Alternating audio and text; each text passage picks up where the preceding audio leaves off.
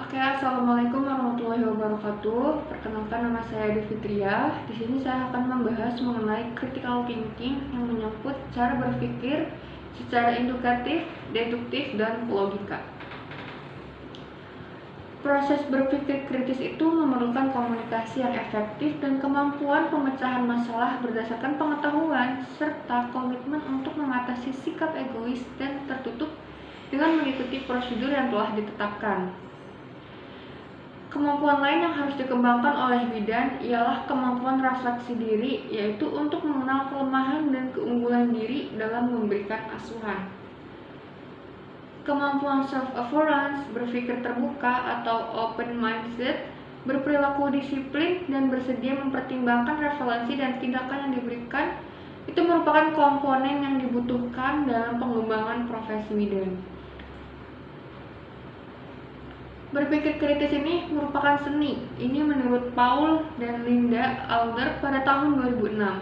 Gambaran sikap seseorang dalam menganalisis, mengevaluasi, mengklarifikasi yang didengar, metode pengetahuan untuk berpikir logis dan berargumen, serta aplikasi dari ilmu yang dipahami untuk membuat suatu keputusan dan memutuskan sesuatu setelah hal tersebut ia yakini. Manfaat berpikir kritis dalam asuhan kebidanan. Yang pertama itu memungkinkan bagi bidan untuk memanfaatkan potensi dirinya terlihat, kemudian memecahkan masalah dan menciptakan suatu hal baru dalam manajemen asuhan kebidanan. Nah, kemudian meningkatkan kemampuan verbal dan analitik yang sistematis sehingga mengaktualisasikan gagasan-gagasan. Kemudian menganalisis masalah hingga memahami masalah khususnya dalam manajemen asuhan kebidanan. Manfaat yang ketiga yaitu menghasilkan solusi kreatif terhadap suatu masalah. Tidak hanya memerlukan gagasan baru, namun dengan berpikir kritis dapat mengevaluasi gagasan lama dan baru, yaitu dengan cara memilih yang terbaik dan memodifikasi bila perlu. Dan juga menggunakan ATM, yaitu amati, tiru, dan modifikasi. Yang keempat, manfaat berpikir kritis dalam asuhan kebidanan yaitu sebagai upaya refleksi diri, mengevaluasi diri terhadap nilai, keputusan yang diambil sehingga hasil refleksi dapat diberikan atau diterapkan dalam kehidupan sehari-hari. Manfaat refleksi praktik. Manfaat melakukan refleksi praktik bidan akan dapat bekerja dengan kemitraan dengan dokter kandungan untuk memberikan perawatan yang aman dan efektif dalam lingkungan praktik dan tidak ada rasa takut. Kemudian ada unsur-unsur dalam berpikir kritis. Unsur yang pertama dalam berpikir kritis itu adalah konsep. Seorang bidan harus memahami konsep dasar manajemen asuhan kebidanan. Konsep-konsep dasar kebidanan baik definisi, aturan yang mengikat, atau etika profesi dan prinsip-prinsip dari konsep kebidanan tersebut. Unsur kedua itu adalah asumsi,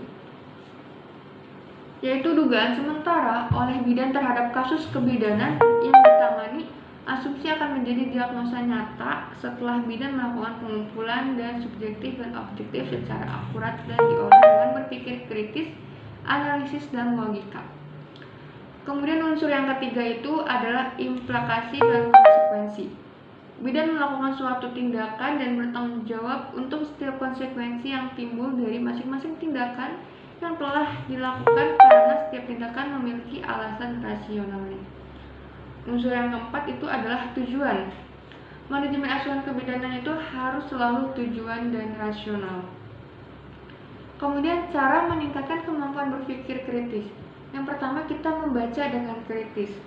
Membaca kritis berarti menerapkan keterampilan berpikir kritis seperti mengamati, menghubungkan teks dengan konteksnya, mengevaluasi teks dari logika dan kredibilitasnya, merefleksikan kandungan teks dengan pendapat sendiri, dan membandingkan teks yang satu dengan yang lainnya yang memiliki keterkaitan. Kemudian menulis dengan kritis. Dokumentasi asuhan merupakan suatu media bagi bidan untuk menuangkan semua asuhan yang telah diberikan sebagai refleksi isi dari hasil berpikir kritis dan menjadi acuan untuk asuhan berikutnya. Dan cara meningkatkan kemampuan berpikir kritis selanjutnya yaitu meningkatkan analisis dari yang dibaca dan ditulis. Asuhan kebidanan yang telah dituliskan dapat menjadi bahan diskusi untuk dievaluasi atau mencari penyelesaian masalah atau mendiskusikan hal terburuk yang mungkin terjadi.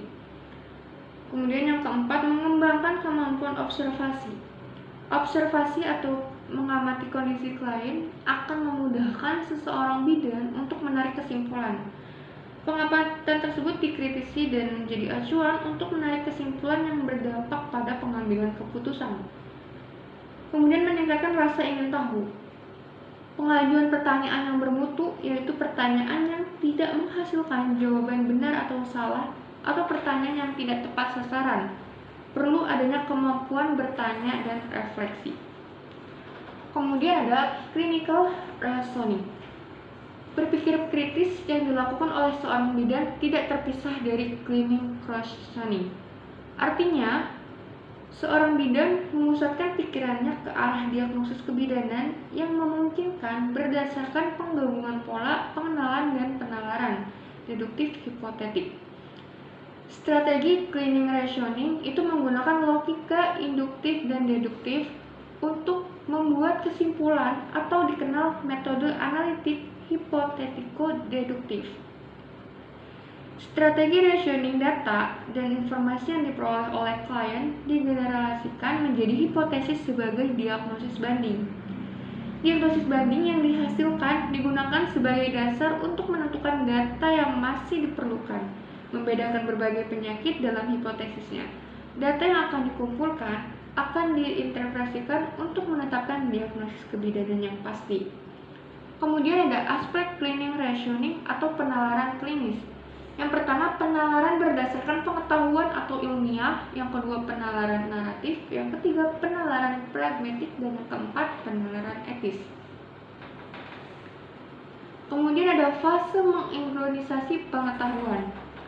Para ahli mengorganisasikan pengetahuan melalui 3 fase, yaitu akumulasi pengetahuan dasar, proses penggabungan pengetahuan dasar dengan kasus nyata, dan proses menggunakan skrip yang sesuai untuk menangani kasus yang baru. Kasus yang pertama atau fase pertama merupakan proses akumulasi pengetahuan dasar tentang penyakit, dapat dicontohkan bidang seperti patofisiologi dan patogenesis. Patofisiologi persalinan, patofisiologi seorang perempuan hamil dengan penyakit asma, patogenetis suatu penyakit. Fase yang kedua adalah proses penggabungan pengetahuan dasar dengan kasus nyata melalui pengalaman menangani klien atau dikenal dengan istilah Allen script. Dan fase yang ketiga merupakan proses menggunakan skrip yang sesuai untuk menangani kasus yang baru. Nah, kemudian logika.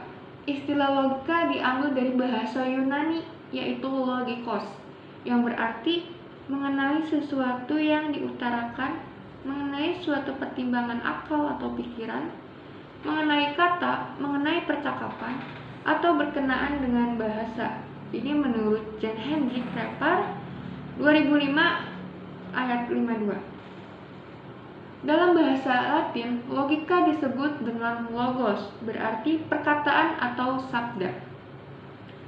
Logika adalah bidang pengetahuan yang mempelajari segenap asas, aturan, dan tata cara penalaran yang betul atau correct reasoning. Pada mulanya, logika sebagai pengetahuan rasional atau episteme. Dengan memperhatikan definisi-definisi logika yang dikemukakan oleh para ahli, maka pada umumnya memiliki persamaan bahwa yang disebut dengan logika adalah cabang filsafat yang membahas tentang asas-asas, aturan-aturan, dan prosedur dalam pencapaian pengetahuan yang benar yang dapat dipertanggungjawabkan secara rasional. Dan logika juga memiliki manfaat. Manfaat yang pertama itu untuk membantu setiap orang yang mempelajari logika untuk berpikir secara rasional, kritis, lurus, tetap, tertib, metodis, dan koheren. Yang kedua, meningkatkan kemampuan berpikir secara abstrak, cermat, dan objektif. Dan yang ketiga, menambah kecerdasan dan meningkatkan kemampuan berpikir secara tajam dan mandiri. Yang keempat, memaksa dan mendorong orang untuk berpikir sendiri dengan menggunakan asas-asas sistematis. Yang kelima, meningkatkan cinta akan kebenaran dan menghadirkan kesalahan-kesalahan berpikir, kekeliruan, serta kesesatan. Cara berpikir logika. Penalaran adalah suatu proses berpikir yang menghasilkan pengetahuan agar sebuah pengetahuan yang berdasarkan penalaran itu mempunyai bobot kebenaran. Maka, proses berpikir perlu dan harus dilakukan dengan suatu cara atau metode tertentu. Dalam penalaran proposis yang benar, penyimpulan tersebut disebut premesis, sedangkan kesimpulan disebut konklusi. Ini menurut Susanto pada tahun 2016. Kemudian ada syarat penalaran. Pemikiran harus berakal dari kenyataan atau titik pangkal harus benar. Alasan-alasan yang dianjurkan harus tepat dan kuat, jalan pikiran harus logis dan lurus. Oke, segitu saja yang dapat saya sampaikan. Kurang lebihnya saya mohon maaf. Wassalamualaikum warahmatullahi wabarakatuh.